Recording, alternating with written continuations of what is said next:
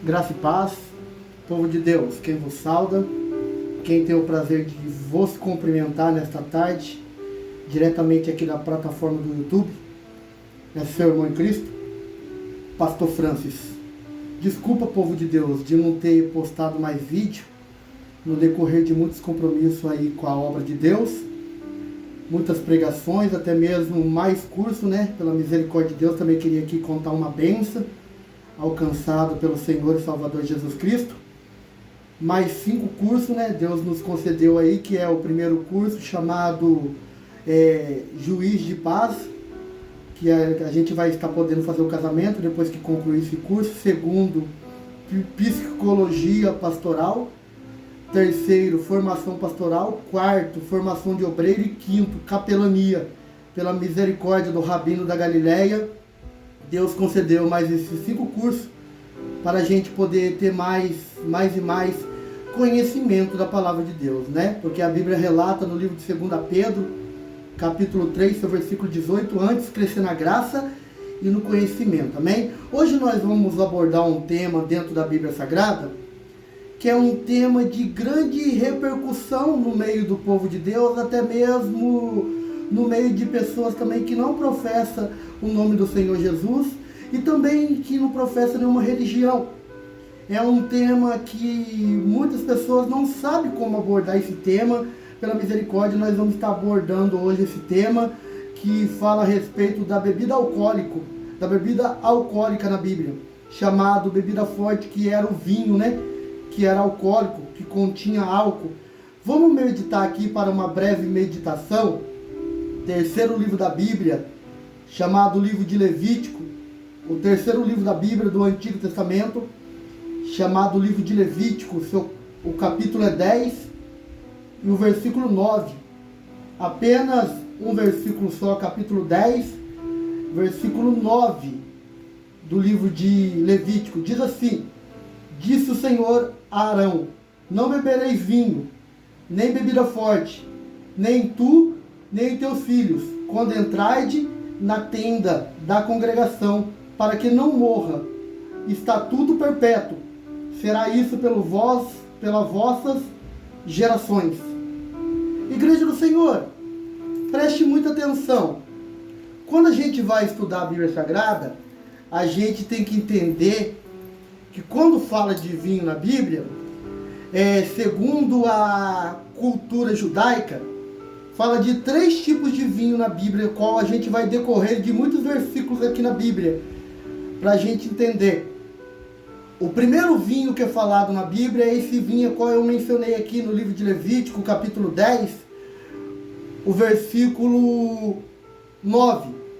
Quando a Bíblia fala de bebida forte, significa o vinho alcoólico. Segundo a cultura judaica, no tempo de Jesus, existia 3 tipos de vinho. Qual o primeiro vinho que existia? Esse vinho qual foi mencionado, chamado de vinho alcoólico. O segundo vinho que era mencionado, que é mencionado também na Bíblia, está lá no livro de Mateus, capítulo 26, versículo 29. Fala quando Jesus se aproxima dos seus discípulos ali para tomar a Santa Ceia juntamente com eles. Ali fala a respeito do vinho chamado suco de uva. Era o vinho que não continha álcool. E o terceiro vinho que é mencionado na Bíblia, que a gente encontra a par, o que eu vou mencionar aqui também, lá no livro de 1 Timóteo, capítulo 5, e o versículo 23, quando Deus usa ali Paulo para mandar a carta para Timóteo, o que fala em capítulo 5, versículo 23 de 1 Timóteo? Ali é mencionado que Paulo fala para Timóteo deixar de beber um pouco de água e passar a tomar um pouco de vinho para curar a enfermidade do estômago. Quando a gente olha para esse terceiro vinho, é chamado xarope da uva. É o xarope da uva. Quando os vinhadeiros iam pisar o sumo do vinho, aquele grosso, fazia uma pasta e dali fazia o xarope. Esses 3 vinhos que são mencionados na Bíblia, um vinho que é condenável diante de Deus, que é o vinho que é o alcoólico, que contém álcool. Porque para Deus as pessoas chegam até mesmo a perguntar para a gente na rua, na igreja, por que Deus condena o vinho? Não é pela quantidade, é pela intenção do coração e pelo ele estar contendo álcool. Porque quando a gente olhou aqui no livro de Levítico, capítulo 10, versículo 9, fala de um estatuto perpétuo. Quando fala perpétuo, porque não é transitório nem passageiro. Porque a palavra de Deus, ela não muda. Ela é imutável. A palavra de Deus é imutável, não muda. E o Senhor Jesus também não muda. O que eu acho interessante hoje é que as pessoas ela procuram agir de libertinagem. Ela somaria, vai com os outros. Se uma pessoa fez, ela faz também. Mas nós não devemos ser igual aos outros. Se a pessoa faz, a gente tem que ser diferente. Porque o que vale é a intenção do coração. Igual, olha para vocês verem como é interessante. O vinho alcoólico é mencionado desde o início da Bíblia, no livro de Gênesis, capítulo 9, versículo 21. Quando a gente olha para Noé, o homem da arca, que viveu com a sua idade de 950 anos, que se encontra lá no livro de Gênesis, capítulo 9, seu versículo 21, que fala de Noé, ele amaldiçoou o seu filho, por quê? Porque a Bíblia relata que Noé teve uma vinha, e através de uma vinha ele se embebedou, era aquele vinho chamado alcoólico, desde o início da Bíblia, Gênesis 9, verso 21. Ele amaldiçoou seu filho chamado Cã, do capítulo 9, versículo 25, você vê ele amaldiçoando seu filho, porque seu filho viu a sua nudez. Para vocês verem, agora eu vou mencionar aqui alguns versículos da Bíblia que Deus condena o vinho alcoólico. Ó. Provérbios capítulo 20, fala que Deus condena o vinho alcoólico, que é o vinho que contém álcool. Livro de Joel, capítulo 1, versículo 5. Isaías, capítulo 5, versículo 23 ao 25 também. Provérbios, capítulo 31, do versículo 5 ao 6. Provérbios, capítulo 23, do versículo 29 ao 31. Todos esses versículos aí que eu mencionei, fala a respeito de Deus combatendo o vinho alcoólico. Agora, o suco de uva você pode beber. Você pode beber o xarope da uva. Você pode beber o suco de uva, não é pecado. Agora, o que contém álcool, não. Deus não abre mão. Tem igrejas por aí que dão vinho para os seus obreiros. Até mesmo pastores tomando vinho, taça de vinho. Daí usa aquela passagem que fala que bebei, mas não embriagueis. Usa essa passagem para agir de libertinagem contra Deus. E Deus não aceita. Deus, naquele grande dia, Ele não vai aceitar a nossa desculpa. A Bíblia não é da forma que a gente interpreta a Bíblia. A Bíblia não é o meu pensamento. A Bíblia é a Bíblia e pronto, acabou. A Bíblia, a palavra exegese significa o quê? A própria Bíblia interpreta a própria Bíblia. Você consegue trazer o significado ao qual o texto está dizendo. A gente não pode usar de libertinagem para querer falar aquilo que a Bíblia não está dizendo.